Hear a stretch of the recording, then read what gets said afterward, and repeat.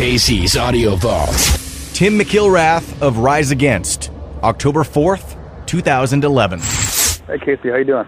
I'm good. How about you today? I'm doing great, thank you. So we're getting Rise Against in Winnipeg a day early. Yeah, that seems to be the plan, which is fine with me. Earlier the better. Probably a smart move. Winnipeg is extra hockey crazy right now, and we do have that event at the Forks. Right, yeah, definitely. I know that Winnipeg loves its hockey. I know Canada loves its hockey, too. And considering that my own team, the Chicago Blackhawks, have plenty of Winnipeg players on the team, I can definitely respect it. That's right. You owe a little bit to us for that team. Oh, yeah, we owe a lot to Winnipeg for that team, that's for sure. Did you get into sports or hockey at an early age? Yeah. I'm not really a day-to-day follower, but I played sports my whole life, you know what I mean? I enjoyed doing that, and I still like going to games when I can. Your kids have any interest in sports yet? No, they're too young. Well, I mean, I guess I have a 7-year-old, and she's into soccer and baseball and that kind of stuff. So she's slowly getting into it, but it's still kind of just a vague interest now. A lot of my friends, they're just starting to have kids now, and it was funny, we were talking about children's television programming. They have trouble finding ones that they actually want their kids to watch. Do you keep a close eye on what media they consume? I try to, that's for sure. Like, there's different points where I just kind of let loose and let them kind of, make their own choices. But there's a lot of crap on television. Not even so much even the programming, that it's the commercials in between the programming, you know what I mean? Because a kid watches the commercials just as intently as they watch the programming. And so when you're seeing that they're being fed these products and they don't really have the defenses that, that we develop as adults or sometimes don't develop, like knowing what a commercial, like the parts of it that are real and the parts of it that are just designed to market something to a specific demographic. And so in that sense, like, these kids get really sort of victimized by consumerism. Do you ever watch Yo Gabba Gabba? I have watched Yo Gabba Gabba, yeah. That's one of the shows that I'm into.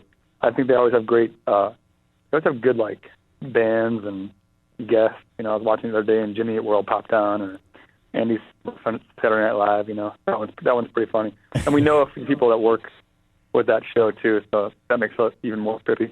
When you were getting into music, into punk rock when you were young, was there one band or one tape album that got the ball rolling? It was probably Minor Threat.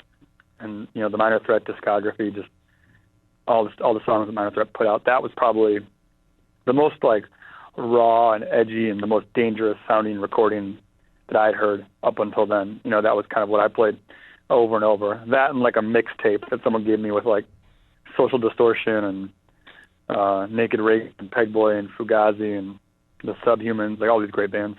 Does your ear go straight to the guitar or the vocals or the lyrics? What do you usually hear when you take in a song for the first time?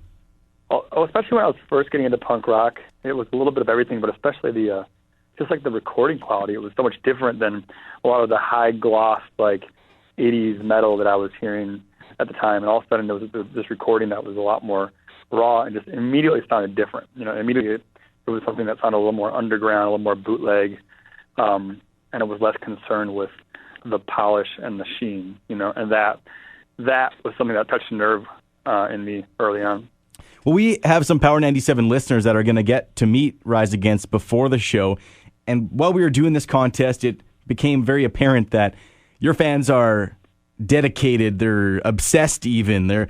I heard a dozen times last week, you have changed their lives. You get that quite a bit?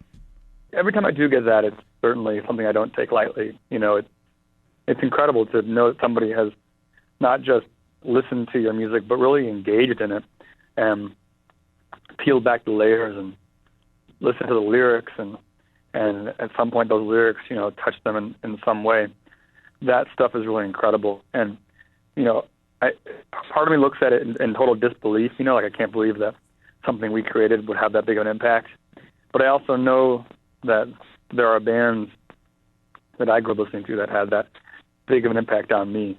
And so when I put myself in their shoes and try to wrap my head around it that way, then it becomes something that I can start to understand the role that Rise Against plays in someone else's life. Because otherwise it's a hard thing to kind of wrap your head around. As a young fan, were you able to, I don't know, after a show or something, meet one of the heroes that you were really, really obsessed with at the time? Yeah, I was never really that kid who I think I was a little more shy to do that. You know what I mean? I never really waited around for a lot of the bands that I grew up listening to. But every once in a while, I would interact with the bands I went to see, or at least a handshake or something like that, because those bands, they meant a lot to me, and I felt like I wanted them to walk away knowing that no matter how they felt, I thought they had a great show, or that they at least reached me. So is that something that you feel comfortable with people doing now? Do you find that sometimes fans demand more from you than what you can give them at like a casual meeting?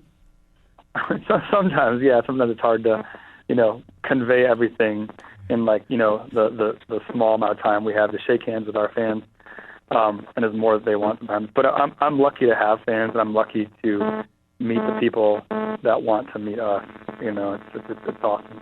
How do you guys put together a set list, especially when you've been together for a long time? Do you guys end up sitting down right before the show and writing it up then?